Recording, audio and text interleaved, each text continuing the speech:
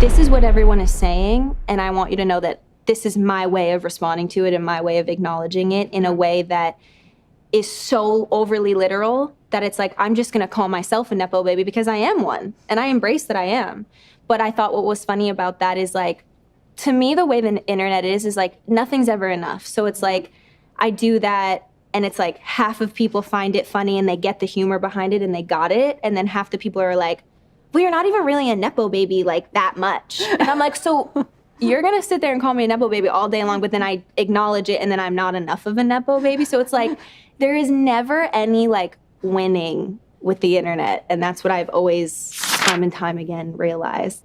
I'm probably too old to understand why this is an issue, but here we go. There's some ongoing drama between you, another celebrity, and Eyebrows. And you reached out to her saying you've been getting death threats, and she told her fans to stop. I don't think that this is about me, Hailey Bieber, and Selena Gomez. This is not about this pitting between two women and division between two women. It's about the vile, disgusting hatred that can come from completely made up and twisted and perpetuated narratives that can be really dangerous. And I think that it's an opportunity to really stand for bringing people together and not being okay with the kind of division that it caused, because I'm not okay with the kind of division that it caused. I don't like this whole idea of team this person and team this person. I'm just not about that. I want to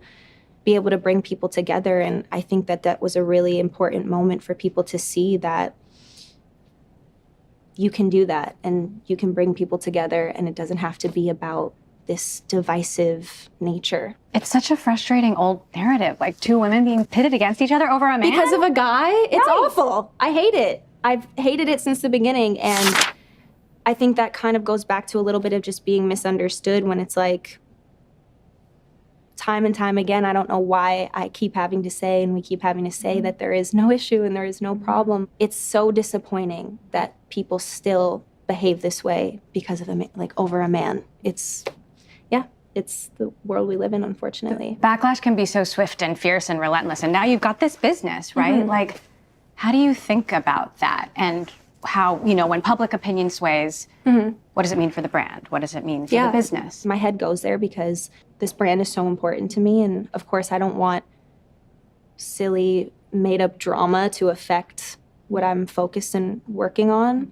And I think at the end of the day, you kind of just have to keep it pushing and just keep moving forward. It doesn't mean that the work falls to the side because of noise and because things are being said, because there's always going to be noise and there's always going to be things that are said. And if it's not that, it's going to be something else. So it's kind of about just knowing just how to navigate it as it comes, because it wasn't the first time and it won't be the last time. What's the biggest lesson you've learned from starting a business?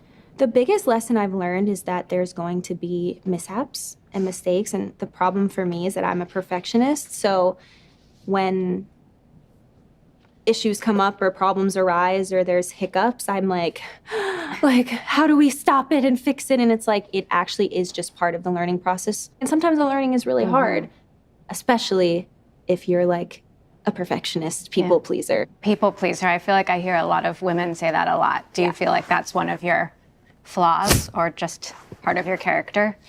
I think it's something that I struggle with, for sure. I don't necessarily think it's a flaw. The base of where I think that comes from is I just care so much. I care so deeply about people. I care about I'm a people pleaser with my friends, with every aspect of my life. With everything that you're doing, and there's so much more than Road, the YouTube shows, the the fashion and makeup tips. Are we seeing you try to separate the Hailey from the Bieber and the Baldwin at all?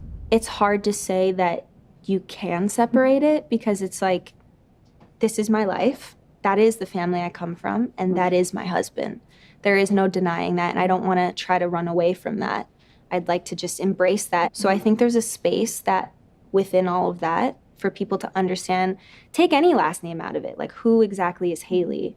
And I think my journey with the YouTube channel and kind of the vlog style videos I put out is really just for people to be able to connect to who Hailey is without the last names, without the headlines, without the gossip, without all that other stuff, and just form their own connection to me personally, as much as that's possible through social media. So 10 years from now, what do you want people to be talking about?